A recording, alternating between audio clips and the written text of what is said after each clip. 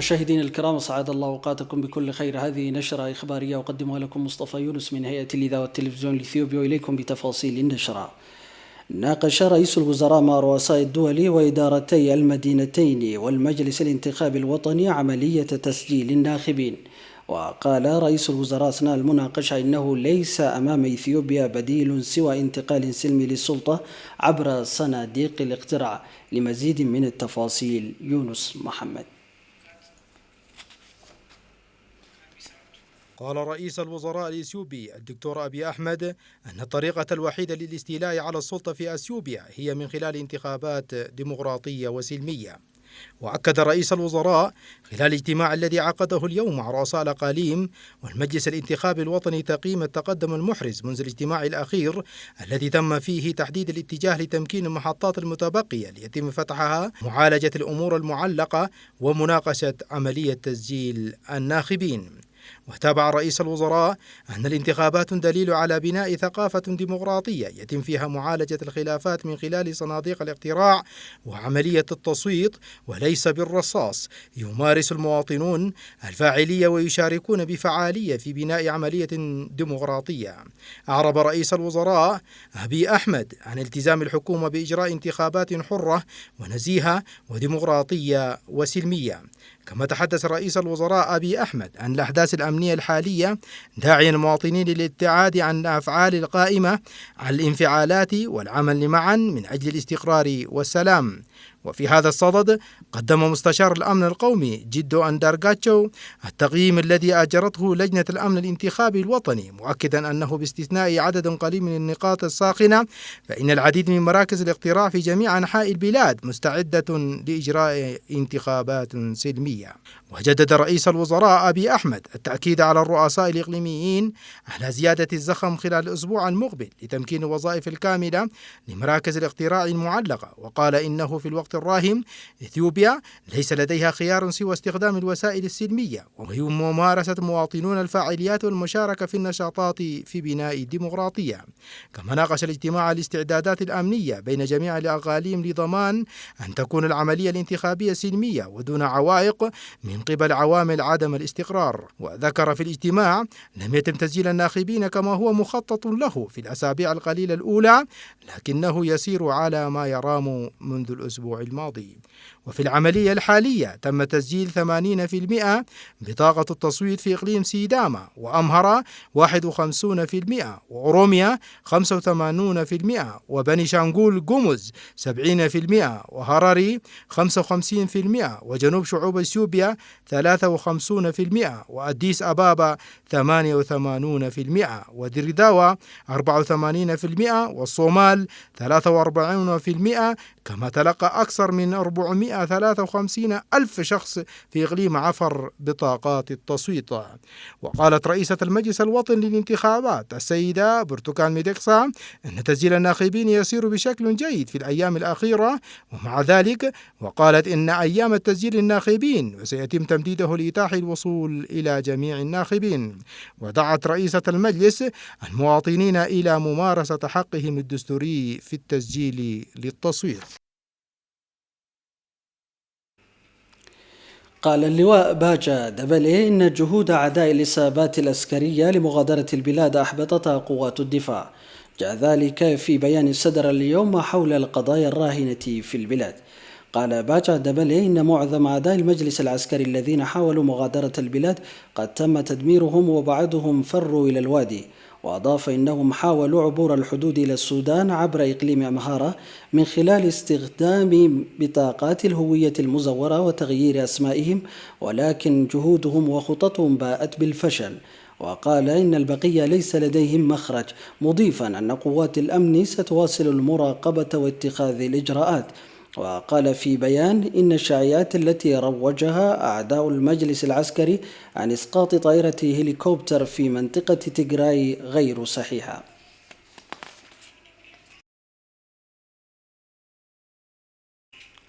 أجرى نائب رئيس الوزراء ووزير الخارجية سيد دمكا مكونن محادثات هاتفية مع وزير الخارجية الفيتنامي، وناقش التعاون الثنائي والتنسيقي في مجالات متعددة بمناسبة الذكرى السنوية 45 للعلاقات الدبلوماسية بين البلدين.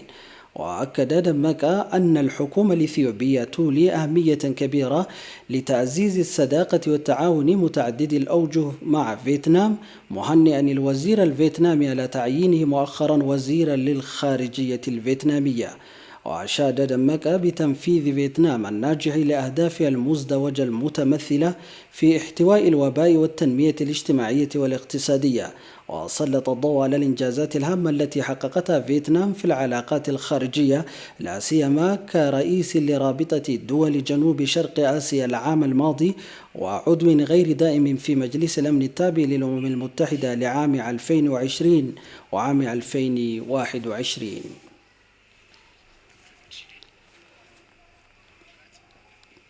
استقبل أحمد شيدي وزير المالية الإثيوبي اليوم في مكتب السفير الأمريكي لدى إثيوبيا جيتا، حيث ناقشا التعاون الاقتصادي بين إثيوبيا والولايات المتحدة. وركزت المناقشة على التعاون الاقتصادي في مختلف المجالات بين البلدين. وقام الوزير أحمد بإطلاع السفيرة جيتا على الوضع الأمني في إثيوبيا ومنطقة القرن الإفريقي، وأوضحت السفيرة موقف الولايات المتحدة الداعم لحل الخلافات حول سد النهضة. وأكد شيدي على أن الحكومة قامت ببذل الجهود لإيصال المساعدات الإنسانية للمناطق المتضررة وإعادة تأهيل البنى التحتية المتضررة. وعرب الوزير عن تقديره للدعم الذي تقدمه الولايات المتحدة كونها أكبر مانح للمساعدات الإنسانية في إثيوبيا.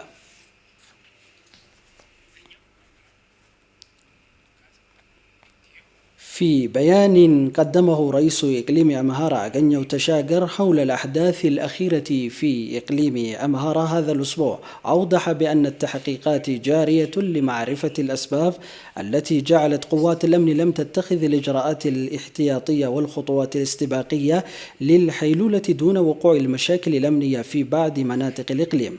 وعقد رئيس إقليم أمهارا مؤتمرا صحفيا في أديس أبابا مساء يوم أمس، قال فيه إن التحقيقات جارية حول الانتهاكات التي ارتكبت من قبل المجموعات الإجرامية في المنطقة.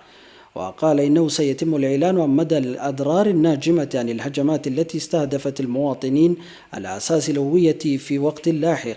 وقال إن التظاهرات السلمية في مختلف مناطق الإقليم مؤخرا تنديدا للهجمات الإجرامية جرت في إطار القانون. وذكر رئيس الإقليم المحاولات من قبل بعض المشاركين في رفع الهتافات وشعارات خاطئة أثناء الاحتجاجات، بالإضافة إلى عملية نهب وإغلاق المتاجر في مدينة بحردار.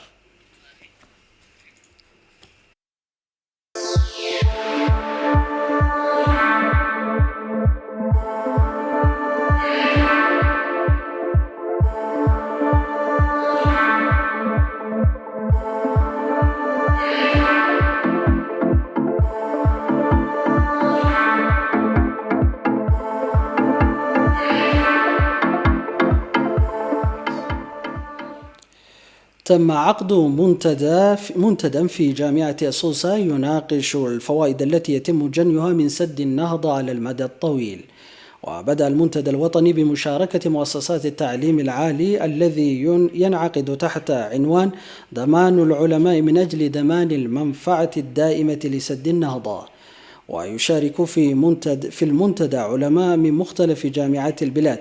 كما حضر المنتدى وزير الدولة للعلوم والتعليم العالي البروفيسور أفورك كاسو وكبير المسؤولين من الحكومة الفيدرالية والإقليمية، وعلى رأسهم الدكتور أرقاوي بريه المدير العام لمجلس تنسيق المشاركات العامة لبناء سد النهضة. في لقاء صحفي أجراه المحلل السياسي الإثيوبي أندوالم سيسايف مع قناة الجزيرة في برنامج ما وراء الخبر، قال السيد أندوالم إن إثيوبيا لديها الحق الكامل لاستخدام مياه النيل لتوليد الطاقة الكهربائية في البلاد. أعتقد أن كليهما يسيئان فهم الوضع في إثيوبيا والمشروع برمته. أولاً، المشروع ممول والموارد المائية هي للشعب الإثيوبي، ولا حاجة للحصول على إذن لا من السودان ولا من مصر ولا من الأمم المتحدة لتستخدم إثيوبيا مواردها المائية لصالح شعبها. ولكن إثيوبيا وبكل كرم قالت للسودان ومصر: يمكننا أن أملأ هذا السد خلال 2 ولكنني وأضاف السيد أندرو عالم بأن السودان تعرف تماما بأن سد النهضة يرجع لها بفوائد جمة، منها تنظيم المياه وتخفيف الفيضانات، فضلا عن استفادتها من الطاقة الكهربائية بثمن رخيص. أعتقد أن هناك سوء تفاهم حتى الآن. قبل أن يأتي الجنود من السودان وقطعوا الحدود مع إثيوبيا منذ أشهر، كانت السودان تدعم مشروع السد وتعرف أنها تستفيد منه لأنه يحميها من الفيضانات. أعتقد أن إثيوبيا لا تزال مستعدة للتوقيع على اتفاق يفيد الدول الثلاثة، ولكن مصر والسودان تضغطان لما هو أبعد من مشروع سد النهضة، وتتحدثان عن موضوع نهر النيل، وهذا له علاقة بالمستقبل، وإثيوبيا غير مستعدة للتوقيع على هذا النوع من الاتفاقات. الاتفاق يجب أن يتمحور فقط حول سد النهضة، ولهذا إثيوبيا غير مستعدة للخضوع لهذه الضغوطات السودانية والمصرية. أرسل مجلس الأمن رسالة إلى إثيوبيا أكد فيها أعضاء مجلس الأمن من جديد التزامهم باحترام سيادة إثيوبيا واستقلالها السياسي وسلامتها ووحدتها. وأصدر أعضاء المجلس الأمن التابع للأمم المتحدة بيانا بشأن الوضع الإنساني في إثيوبيا وخصوصا في منطقة تيغراي. وأكد مجلس الأمن في البيان مواصلة الدعم للحكومة الإثيوبية في توفير المساعدات الإنسانية في ولاية تيغراي. طبقا للمجلس، فإنه على الرغم من دعم الحكومة المستمر، فإن الأزمة الإنسانية في المنطقة لا تزال مصدر قلق، ودعا المجلس وكالات الإغاثة الدولية إلى تعزيز دعمها لاحتواء الأزمة الإنسانية في الإقليم. وأشار إلى أن الوضع الأمني الحالي في تيغراي يشكل عقبة أمام تقديم المساعدات الإنسانية بشكل واسع.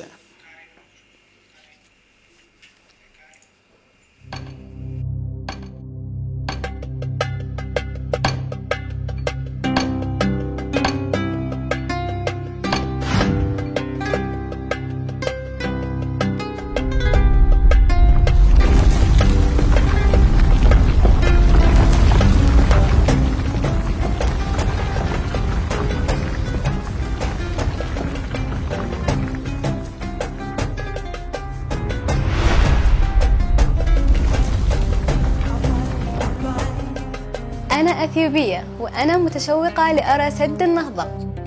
أنا إفريقي وأنا أؤمن بالتضامن في استخدام الموارد المشتركة. والنقطة الثانية أنا بنستخدم الكهرباء في الموارد الكهربائية لمحاربة الفقر والتخلف، وهذا هو هدفنا ليس أكثر من هذا.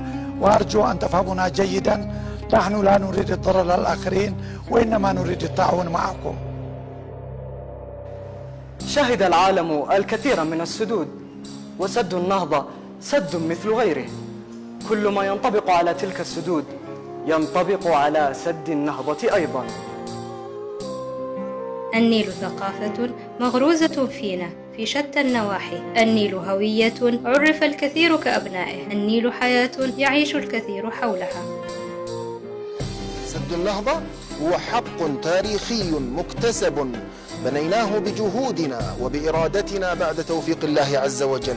فلنحافظ على هذه الرسالة لنوضح للعالم بأن سد النهضة مصدر سلام وتعاون مشترك بيننا وبين أشقائنا في جمهورية مصر العربية. إن بناء السدود في الأراضي المرتفعة بدلاً من السدود المبنية في المناطق الصحراوية سيقلل من خطر التبخر. سد النهضة سيكون مداراً لتصدير الطاقة المتجددة والنقية لأثيوبيا والدول الأفريقية بأسعار معقولة. لا يمكن أن نرضى ولا يمكن أن نقبل أن يعيش جل شعبنا في ظلام دامس، في فقر مدقع. أن سد النهضة سد تنموي وسد إيجابي لكل مناطق دول حوض النيل الشرقي، ونقول مبروك للسودان، مبروك لأثيوبيا، ومبروك أيضا للشعب المصري الذي لن يتضرر من هذا السد.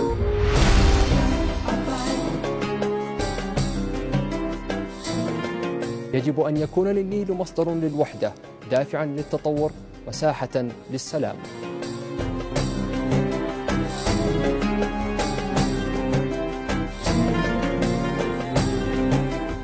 إذن ماذا ننتظر؟ يدا بيد من ننتفع بهبة الله الثمينة بعدل وعقلانية.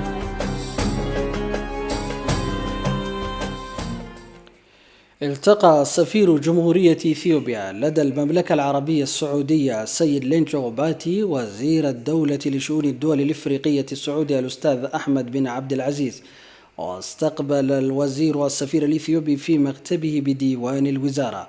وجرى خلال الاستقبال استعراض العلاقات الثنائية بين البلدين والموضوعات ذات الاهتمام المشترك.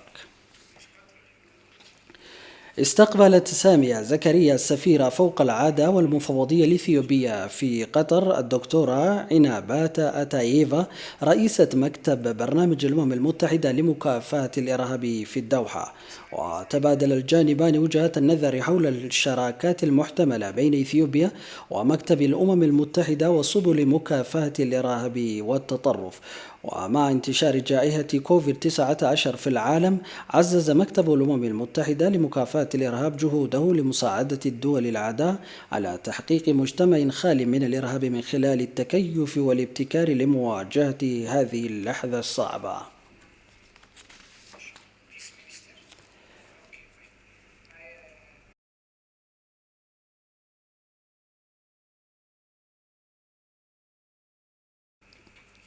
قامت وزيرة السلام بإجراء مناقشات حول كيفية حماية حقوق الإنسان مع مفوضية حقوق الإنسان الإثيوبية.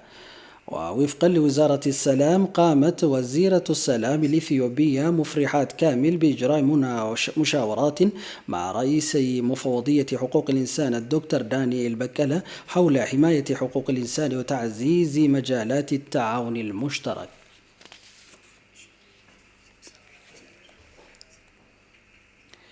ناقشت وزيرة السلام مفرحات كامل مع سفير المملكة العربية السعودية في إثيوبيا سامي جمال عبد الله سبل إعادة الإثيوبيين المقيمين في المملكة العربية السعودية إلى البلاد وإعادة تأهيلهم.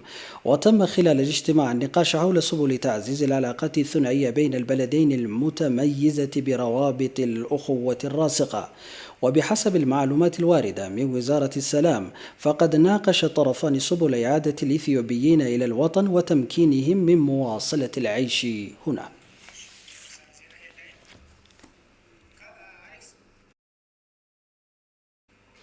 مشاهدينا الكرام، قبل الختام نذكركم بالعناوين. رئيس الوزراء يقول إن الطريقة الوحيدة للوصول إلى السلطة هي الفوز عبر صناديق الاقتراع.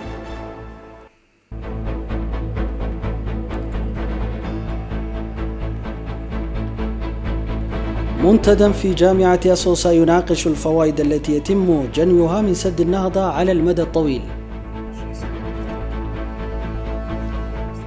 مشاهدينا الكرام، بهذا نصل إلى ختام هذه النشرة التي قدمناها لكم من هيئة الإذاعة والتلفزيون الإثيوبي. إلى اللقاء.